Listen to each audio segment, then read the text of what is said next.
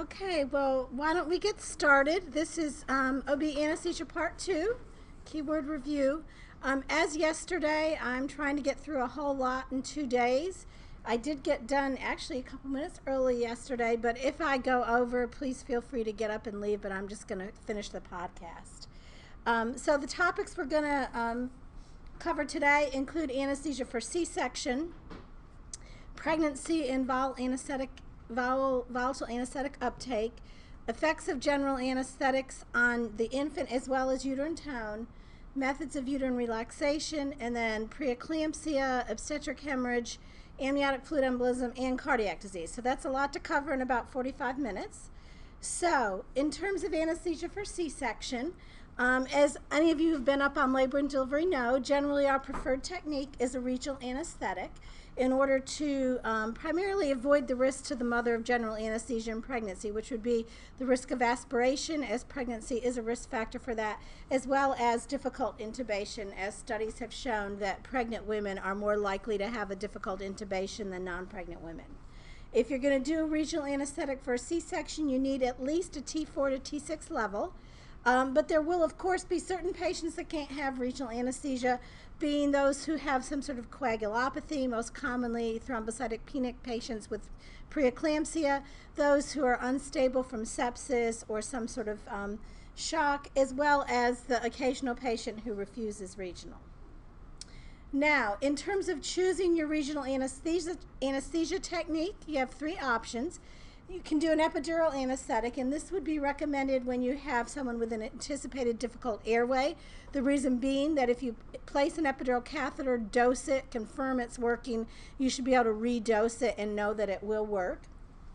The same reason you would prefer an epidural for a prolonged surgery, say a patient with a BMI of 50 who's having her 4th C-section. A single shot spinal likely won't last long enough, and with an epidural, again, you know that epidural is working.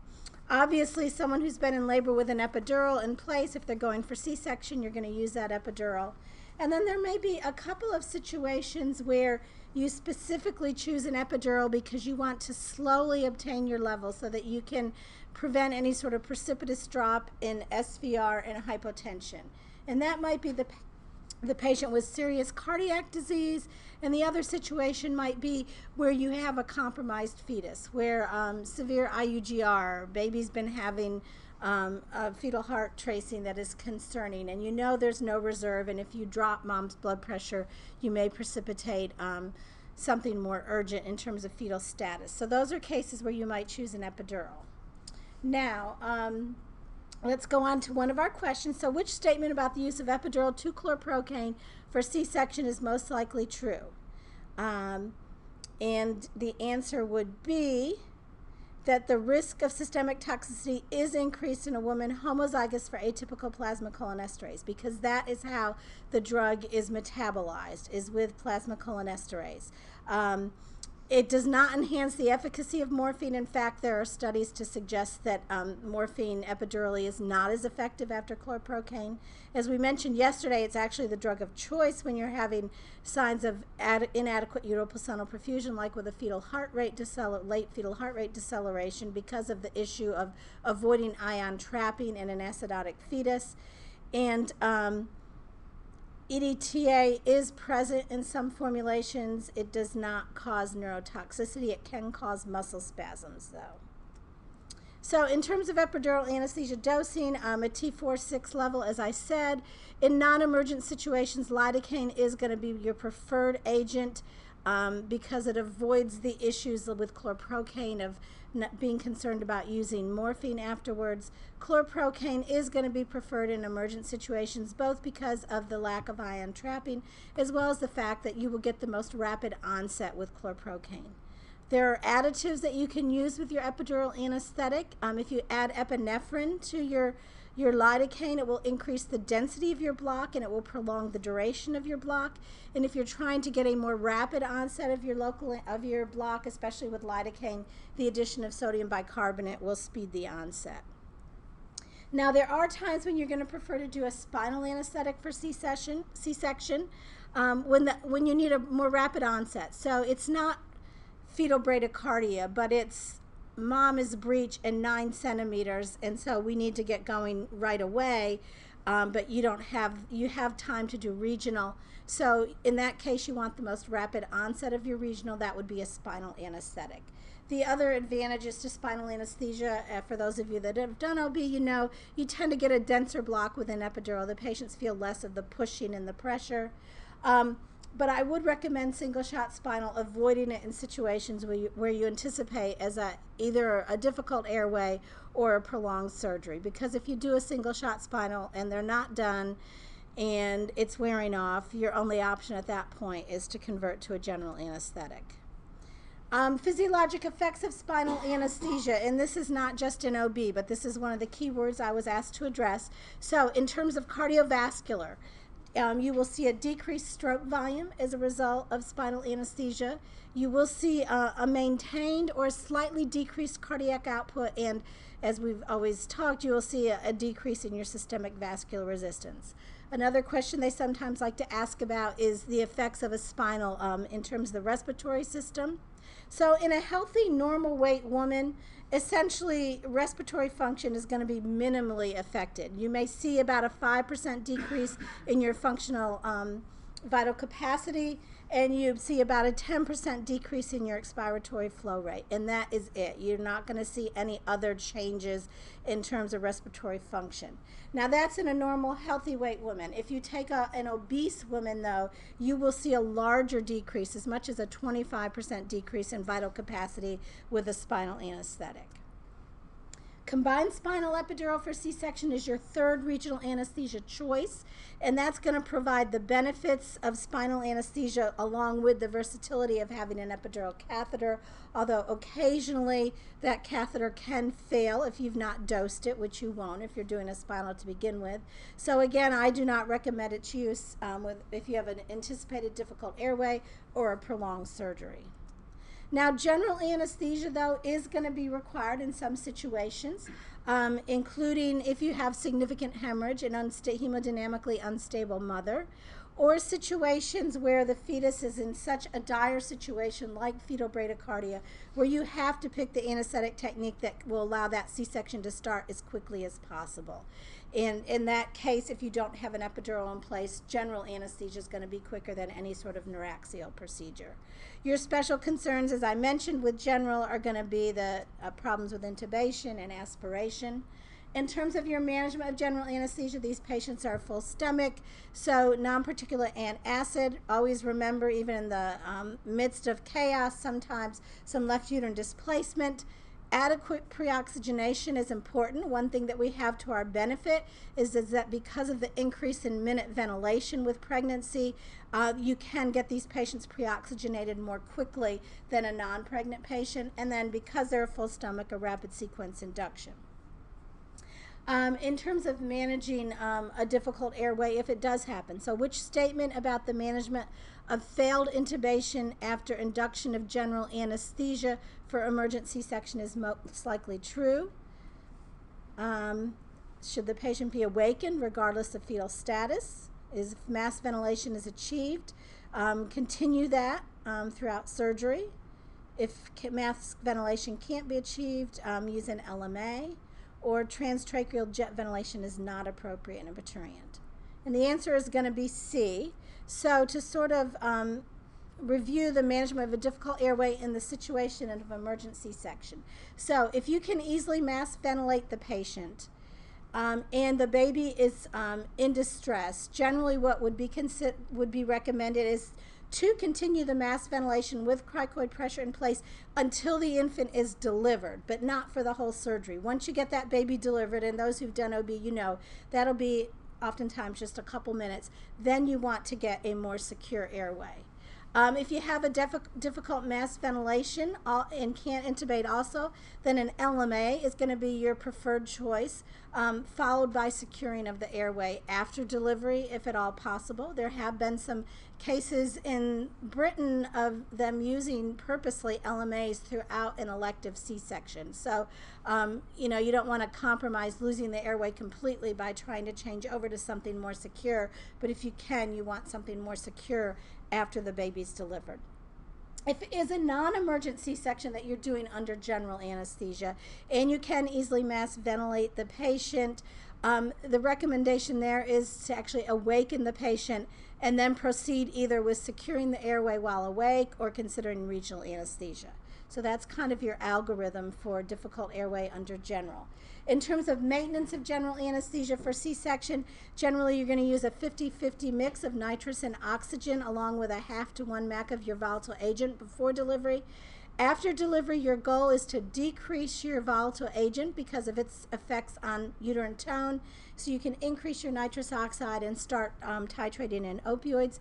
Usually we avoid opioids before delivery of the baby unless maternal status really requires the use of opioids. Now, some questions that sometimes arise on the exam relate to the effect of pregnancy on our various general anesthetics. So, in terms of your volatile anesthetics, the rate of rise of the alveolar concentration of any of your halogenated agents is going to be increased due to the fact that you have a significant rise in minute ventilation in pregnancy and a decrease in functional residual capacity. Those both lead to a increased rate of rise. Now, you do also have increased cardiac output in pregnancy, which is actually one of the factors that will decrease the rate of rise, but the combination of the decreased FRC and increased minute ventilation overrides that, so you'll have an increased rate of rise of alveolar concentration. If you did a mask induction, it would be more rapid. In terms of other drugs, they also like to ask questions about some of the other drugs. I'm going to let you read over this thiopental. It's been on the test before. I would hope that because it's not available in the U.S. anymore that it's not there, but you can certainly look over this if you want to, just in case. Nitrous oxide, it readily crosses the placenta. Fetal levels are going to equilibrate with maternal levels after prolonged exposure. So if you're doing a general where it takes a long time to get the baby delivered, or if it's a non-obstetric surgery, the nitrous oxide over time will equilibrate fetal and maternal sides. Generally, until baby's delivered, we will keep our concentration at 50% or less in order to limit fetal exposure. And there will be less depressant effect on the infant from your nitrous oxide if your induction to delivery time is less than 15 minutes. Halogenated agents, they easily cross the placenta and they're going to rapidly equilibrate with the fetal tissue. So there could be a neonatal depression with the use of volatile agents, but not if it's a rapid delivery. It takes a little bit of time for the halogenated agents to get across and have a significant effect. So a patient's receiving general anesthesia with desflurane and nitrous oxide for an emergency C-section. Which statement about the effects of general anesthesia on uterine tone is most likely true? Nitrous oxide is not going to have any effect on uterine tone. Oxytocin-induced uterine contractions will be unaffected by desflurane. That is not the case. Your volatile agents do have an effect on uterine tone, which at high enough concentrations cannot be overridden by your agents like oxytocin. Desflurane will decrease uterine tone to a lesser extent than sevoflurane. There are animal studies that would suggest that that is the case. The effect of desflurane on uterine tone is the same in the pregnant and non-pregnant state. That is not correct. There's a greater effect in the pregnant state. So things to remember. Do they decrease uterine tone? So as a result, you don't want to use, and it's a dose-dependent response of your volatile agents on uterine tone. So generally what we try to do after delivery is maintain a 1/2 MAC or less. We got to make sure we also have amnesia, that the patient's asleep. You can use other drugs to augment that. If you go up to a MAC of 1 to about 2, with enough oxytocin and other uterotonic drugs, you can override that and get the uterus to contract down if you have a normal uterus. Now, if you have an infected uterus, an overextended uterus, you may not be able to override the effect of your volatile agents at that sort of a MAC. But even with a totally normal pregnant uterus, once you get beyond 2 MAC of any of your volatile agents, you can give all the uterotonics in the world and that uterus is not going to clamp down sufficiently. Ketamine, just keep in mind, at large doses, like over 1 milligram per kilo, it can actually increase uterine tone. So the thing to remember there is if you're in a situation where you already have increased uterine tone, primarily with an abruption, you see uterine hypertonus, you probably don't want to use ketamine as your drug of choice because you're going to further increase uterine tone. And as you remember from yesterday, in terms of uterine perfusion, if you have increased uterine tone, that's going to increase your uterine venous resistance, which will decrease your uteroplacental perfusion. Uterine incision to delivery time, keep this in mind. If you have a uterine incision to delivery time that is extended, that can result in decreased uteroplacental perfusion because when you start cutting into that uterus, you're starting to interfere with that uteroplacental perfusion. And it has been suggested that the risk of neonatal depression is increased if your uterine incision to delivery time is greater than 3 minutes. And so that is why we always document the uterine incision to delivery time. Now, we are going to move on to retained placenta. So a woman is taken to the OR for manual extraction of a retained placenta. Her blood loss currently is 500 cc's. Her vital signs are stable. Her epidural has been dosed with lidocaine to get a T10 level for this manual extraction. As the obstetrician is attempting to extract the placenta, she tells you she needs uterine relaxation to get up there and grab that placenta and get it delivered. So which of the following is the best technique to provide uterine relaxation in this patient? And the answer is going to be an IV nitroglycerin bolus. Methyl-orgonovine is actually a uterotonic, so that's the last thing you'd want to use.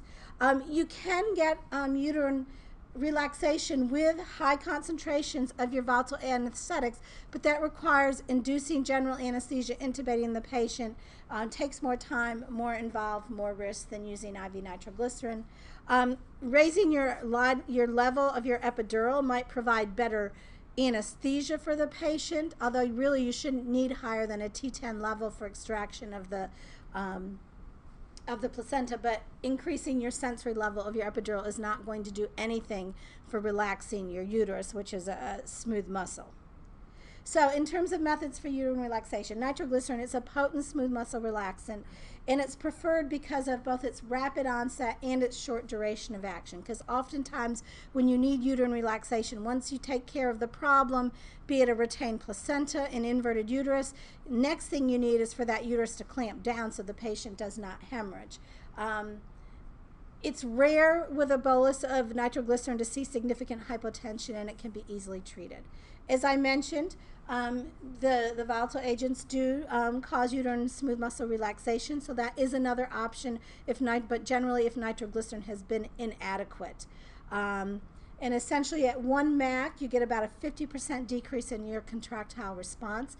Generally, if what you're going to do, if you're going to use your volatile agent to get uterine relaxation, you need to intubate the woman because she's a full stomach.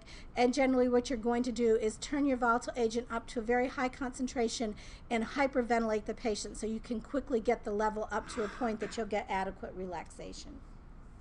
So now we're going to move on to preeclampsia. We could do a whole lecture just on this. So in terms of the definition of preeclampsia, it's a systolic blood pressure greater than or equal to 140, diastolic greater than or equal to 90, plus proteinuria. Or there are some new definitions now. They are now allowing to make the definition of preeclampsia without the presence of proteinuria, provided you have one of the following that is listed here, which would all make it preeclampsia with severe features, which includes a thrombocytopenia, elevated liver transaminases, elevated serum creatinine, development of pulmonary edema, or visual or cerebral disturbances. Preeclampsia with severe features includes all of those things that I just mentioned, as well as elevated blood pressure greater than 160, diastolic pressure greater than 110. Other definitions: eclampsia is the presence of seizures in addition to the elevated blood pressure criteria. HELP syndrome is a subset of preeclampsia, which includes hemolysis, elevated liver enzymes, and low platelets. Be aware that a patient can have HELP syndrome without markedly elevated blood pressures, and sometimes the blood pressures may not even be in the range of preeclampsia. In terms of the pathophysiology of preeclampsia, the etiology is unclear, but we do know that it somehow involves endothelial damage within the placenta.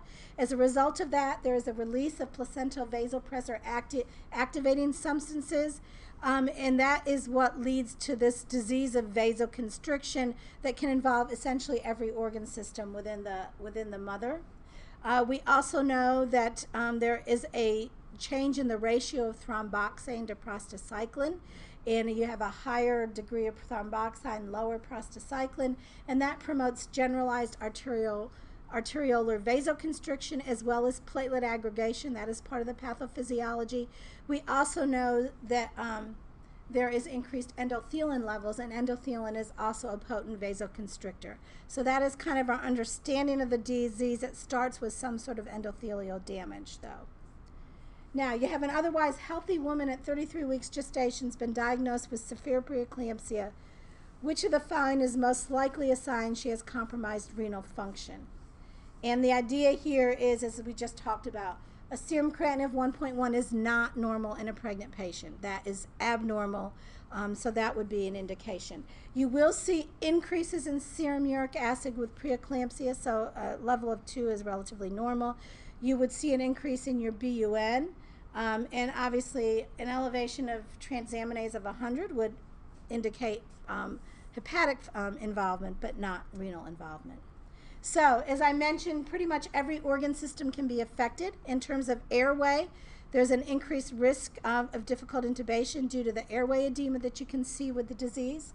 In terms of cardiovascular, compared to the normal pregnant patient, you'll see an increase in SVR. Decreased circulating volume. These patients are oftentimes actually hypovolemic despite the fact that they're hypertensive. They have an increased sensitivity to vasopressors. It's usually a process in which you see, usually, although they can develop pulmonary edema, this usually is results from a combination of markedly increased SVR, leaky capillaries, and fluid overload. It's a very small proportion of patients with preeclampsia who develop pulmonary edema that actually have left ventricular dysfunction and a decrease in cardiac output. Usually these patients have a high output sort of failure where they have an increase in cardiac output. CNS seizures, of course. You can also see cerebral hemorrhage.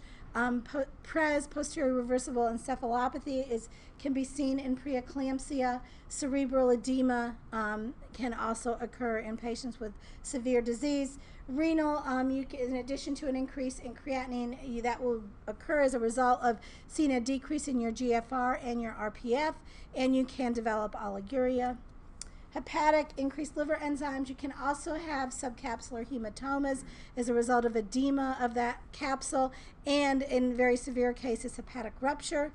Hematologic, most common is that they will be thrombocytopenic. And the other thing is that when we talked about physiologic changes, we mentioned that there's a rightward shift of the oxyhemoglobin dissociation curve in pregnancy. In preeclampsia, there's a shift back to the left, so that the P50 is going to be more what you would expect in a normal non-pregnant patient. So you don't deliver oxygen as easily to the fetus with preeclampsia. As a result, you can see fetal hypoxia, intrauterine growth restriction, and decreased uteroplacental perfusion. So a woman presents to L&D at 27 weeks gestation with a headache.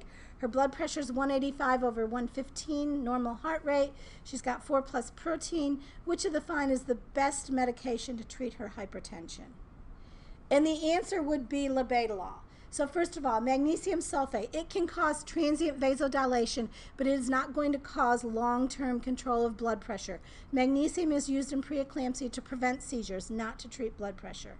Esmolol is a pure beta blocker. As I mentioned yesterday, you can actually see fetal bradycardia with beta blockers, so you generally avoid those if possible. Lisinopril, ACE inhibitors, they are contraindicated in pregnancy. So labetalol is going to be your drug of choice. So in terms of obstetric management of preeclampsia, the definitive treatment is delivery.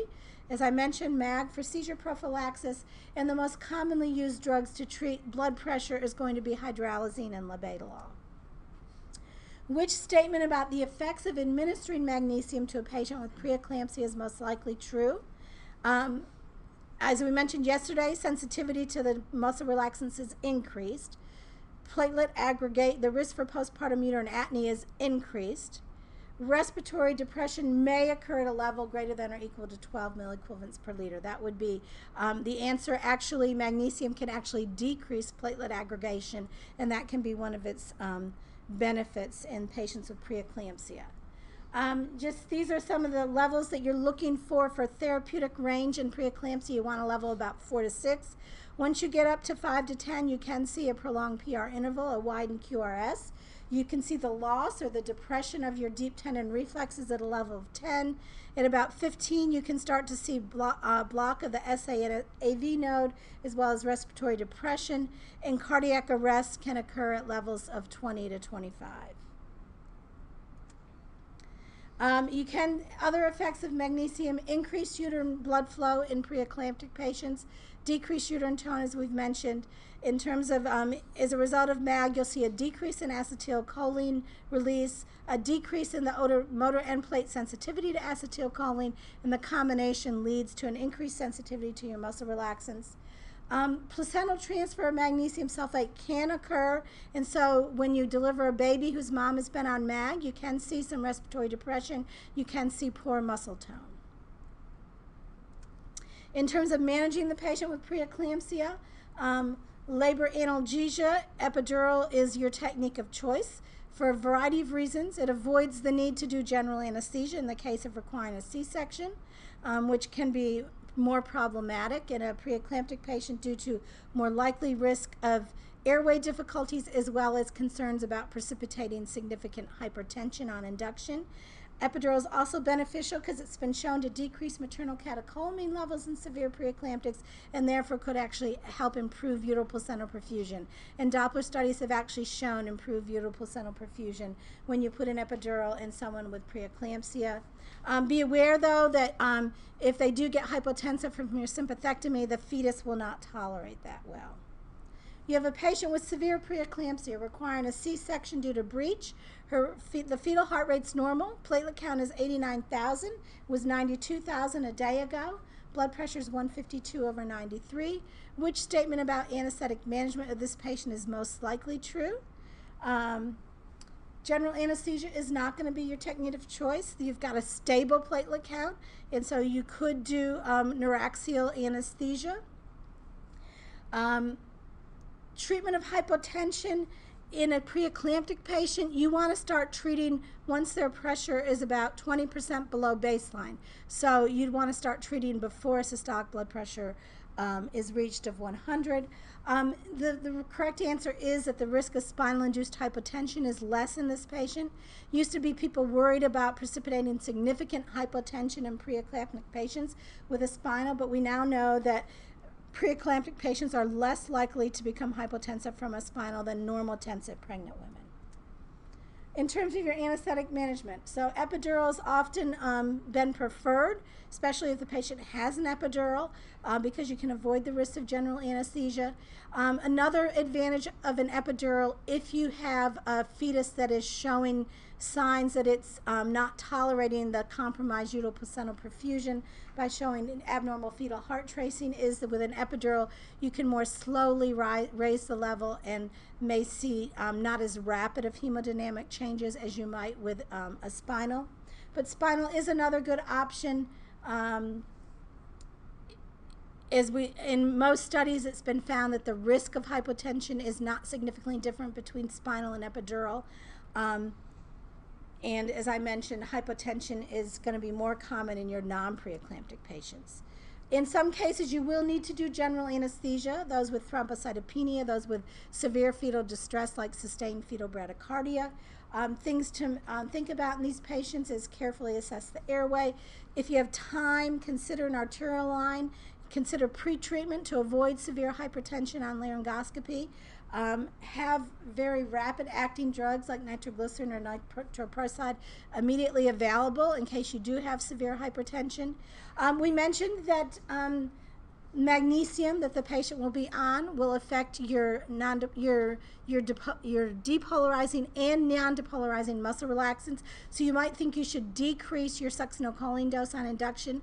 That is not recommended because you can't predict with each patient how much it's going to be affected by the magnesium. And the number one important thing is to have the best intubating conditions you can have. So you'd rather use more sucks. It's going to wear off relatively quickly. But if you're going to add non-depolarizing agents after intubation, you do want to reduce those doses compared to a patient who's not on magnesium. Now we're moving on to the bleeding parturient, antepartum hemorrhage. You're going to look at placenta previa, abruption, uterine rupture. Postpartum hemorrhage, your greatest concern is uterine atony. That's the most common cause of postpartum hemorrhage. But also you can see accretas, uterine inversions. So you have a 19-year-old woman at 33 weeks gestation, presents to L&D with vaginal bleeding and abdominal pain. Uterine activity shows she's having tetanic contractions. What is your most likely diagnosis? That's going to be abruption. That is classic abdominal pain, increased uterine tone. Placenta previa is generally going to be painless vaginal bleeding. You can have a placenta previa that is complete, partial, or marginal. In all the cases except perhaps a marginal placenta previa, cesarean section is required for delivery to avoid hemorrhage. For pretty much all of these antepartum cases, you need large bore venous access, a type and cross match, not a type and screen, but a type and cross. Your anesthetic technique is going to depend on the mother. If you have a placenta previa where the mom's not bleeding significantly or it's an elective section previa, you absolutely can do neuraxial anesthesia. However, if mom is having severe hemorrhage, she's hypotensive, baby is in distress as a result of the placental bleeding, then you need to do a general anesthetic, and you're going to choose an anesthetic induction drug that maintains hemodynamic stability, such as etomidate or ketamine. We already talked about you can do neuraxial. In terms of abruptio placenta, so an abruption is where you have premature separation of a normally implanted placenta. We've already talked about abdominal pain, increased uterine tone, vaginal bleeding, although unlike a previa where you're always going to have vaginal bleeding in 15% of abruptions, instead you will develop a retroplacental hematoma and you will not see that vaginal bleeding. And you're more likely with an abruption as compared to a previa to see fetal distress and sometimes even an intrauterine fetal demise. And remember, abruption is the most common cause of DIC in pregnancy. In terms of your anesthetic management, if you have a mild or moderate abruption, they oftentimes will continue to watch these patients if they're not yet term. So you want to know what is the OB plan, but you do need to know that when you have even a small abruption, it can extend. So you want to make sure you have good venous access, that you have a type and cross. If mom's stable and your coags are normal, there's no sign of developing DIC, you can do epidural analgesia. With severe abruptions, though, this is where mom is going to be unstable, or generally baby, if it's a severe abruption, is not going to tolerate that placental separation. So this is generally going to require an emergent C-section with blood immediately available, because the more severe the abruption, the more likely to develop DIC in association with that. Usually this is going to require general anesthesia because either mom or baby is unstable. And in this case, I would avoid ketamine because you don't want to further increase your uterine tone. So etomidate would generally be your drug of choice. Now, this has been definitely a question on boards before. The most common side of uterine rupture during VBAC attempt is, and the answer is fetal bradycardia. We want to think it's going to be pain, it's going to be vaginal bleeding. It's not. It's abnormal fetal heart tone. Understand there's an increased risk of rupture in patients who've had a prior C-section or any sort of uterine scar like a myomectomy. Fetal bradycardia, most common sign. The other ones like vaginal bleeding, abdominal pain can occur, but generally will occur in less than 50% of patients. Your anesthetic management, same sort of thing in terms of hemodynamic stability, have blood available. If it's a uterine dehiscence, not a full-blown rupture where you have you know, the baby's still in utero, it's not sitting out in the abdomen, you can do that under regional anesthesia. Do be prepared that sometimes if the rupture is severe enough, they will not be able to repair the uterus, and they may have to do a hysterectomy, which is a bloodier operation, a more painful operation. A grout of 4 pair, 3 woman with placenta previa presents for C-section, denies any recent vaginal bleeding. She's undergone 2 previous C-sections. What's the appropriate management for this patient? Obtaining a pre-op fibrinogen level? No. With a Previa, you're not concerned about DIC. That would be if you were concerned about abruption. Utilizing intraoperative blood salvage throughout surgery. Preparing for massive transfusion or administering a single shot spinal. So the key here is that she has a placenta previa and 2 prior C-sections. That means she is at risk for placenta accreta, so you want to prepare for massive transfusion. You can use blood salvage after delivery, but you don't want to do blood salvage before delivery of the baby. So that's something to keep in mind. So placenta accreta is where the placenta is abnormally adherent to the myometrium. With an increta, it's actually growing into the myometrium per creta all the way through the uterus. When you try to separate the placenta, you can have a massive hemorrhage, as they found out over this weekend in someone with an unanticipated accreta. There, as I mentioned, increased risk with a placenta previa, and then with each number of C-sections with placenta previa, the risk increased to more and more. If you've had like 3 or more C-sections and currently have a placenta previa, your risk of an accreta is probably about 60 to 70%. So these patients oftentimes will need major resuscitation along with hysterectomy. But uterine atony is your most common cause of postpartum hemorrhage. Risk factors include all of this list, anything that's going to have a sort of an abnormal stretched out uterus. An infected uterus does not contract as well. Tocolytic drugs that are still on board are going to affect that also. So in terms of treating postpartum hemorrhage due to uterine atony, you have a woman with hemorrhage, uterine atony, blood loss is ongoing. Uterine massage, which is your first line of treatment, has been unsuccessful. She's hypertensive. The most appropriate management at this time, the answer would be hemabate. Oxytocin oxytocin would be your first line drug, actually. If the oxytocin is not effective, then in this patient, your second line choice would be hemabate. You want to avoid methergin in patients who are hypertensive, which this patient is. You want to avoid hemabate in a patient with a history of asthma. So I forgot that was in the beginning, that she has a history of asthma. So you want to avoid that also. So this one, if the oxytocin's not working, you're kind of in a difficult situation because she has risk factors for both using methergin and hemabate. Another option is Cytotec, which is another prostaglandin that will not affect the asthma. So that would probably be your second line drug there. If all of your pharmacologic treatment has been unsuccessful, that is when you will then move to doing invasive procedures like a uterine artery embolization to try to control the bleeding. A patient inadvertently receives an IV bolus of 20 units of oxytocin because you got sort of excited about her bleeding, which defines most likely adverse effect, and that answer is going to be hypotension because you can see vasodilation with Pitocin, and in boluses greater than 5 units you can see hypotension. So we've pretty much already gone over this. Oxytocin, vasodilation, boluses cause hypotension. Methergin can cause hypertension. You always administer methergin IM. You do not give it IV because it can cause even greater vasoconstriction, and there have been case reports of MIs, strokes when you give methergin IV. Hemabate, as I mentioned, it's relatively contraindicated in asthmatics because of its bronchospasm. It also can cause some hypertension, but not nearly as much as methergin, so that would be your second line drug in someone who is hypertensive. So really, in terms of management of uterine atony,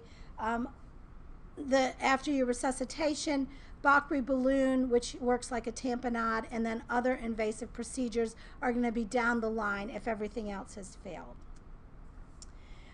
This was a new one that was added onto my keyword list this year. Management of intrapartum fever, I'm not sure what was asked, but your treatment of that is primarily to get mom's temperature down. You don't want baby exposed to a very high temperature.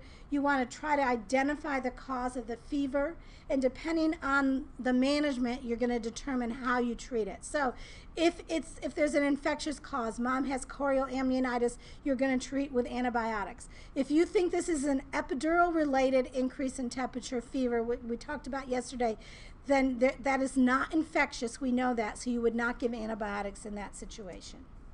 Amniotic fluid embolism, a rare complication but high mortality. In order for it to occur, you have to have rupture of amniotic membranes and a site of entry of the amniotic fluid into the maternal circulation. But, you know, someone just laboring, you can have, you know, some small lacerations. That can be an etiology, a way for it to get in. In terms of amniotic fluid embolism, dyspnea, sudden drop in oxygen saturation, all of a sudden hypotensive cardiovascular collapse. That is the classic presentation for AFE. If they survive that initial event, then over time they will also develop DIC in a majority of cases, as well as left ventricular failure. Pathophysiology, it's not a true embolism like a pulmonary embolism. Rather, it's something probably going on chemically. The amniotic fluid causes a severe vasospasm that then leads to decreased left ventricular output and hypotension. You see a sudden pulmonary hypertension as a result of that severe vasospasm, and you get right-sided failure. You also will get deranged ventilation perfusion, so that's why you get the hypoxemia and tissue ischemia. In about 40% of patients, they will develop DIC. They also, it's kind of a double whammy on top of everything else, they're also more likely to have uterine atony. Management is really aggressive resuscitation. It's all supportive treatment, essentially. Now we're going to move on to cardiac disease in the next few minutes. A woman with mitral stenosis develops hypotension following induction of epidural for C-section. Which of the following is the best drug to treat her hypotension? And the answer is going to be phenylephrine. You do not want to make a patient with a stenotic lesion tachycardic, and all of those other options could do that. So, cardiac disease in pregnancy, they're going to go over the valvular lesions. Mitral stenosis, you need to have a slow heart rate, sinus rhythm. You have to aggressively treat anything like AFib. You need to maintain your venous return and an adequate SVR. And you need to avoid anything that's going to increase your pulmonary vascular resistance. Primarily here, pain. You need to treat her pain, or that will be adverse. Obviously, you don't want her getting acidotic, hypercarbic, etc. I don't need to tell you that. That would be like a cardiology consult telling you to avoid all of that. In terms of mitral regurg, your recurgent lesions in pregnancy, they generally do better as a result of the physiologic changes of pregnancy, because you want a normal to slightly increased heart rate. And we talked yesterday, you do have a slightly increased heart rate in pregnancy. You want normal sinus rhythm. Again, you want to aggressively treat something like AFib. You want to prevent increases in SVR. And in fact, a small decrease in SVR like you see in pregnancy can be beneficial, but you do need to maintain your venous return. And again, avoid anything that increases your pulmonary vascular resistance. Aortic stenosis, similar to mitral stenosis in terms of you need to maintain a normal heart rate and sinus rhythm, adequate SVR. These patients will not do well with something like a single shot spinal where you quickly drop your SVR. And if you do general, you want to make sure that you maintain, that you avoid drugs that can cause myocardial depression. Big thing is maintaining adequate intravascular volume and venous return in these patients.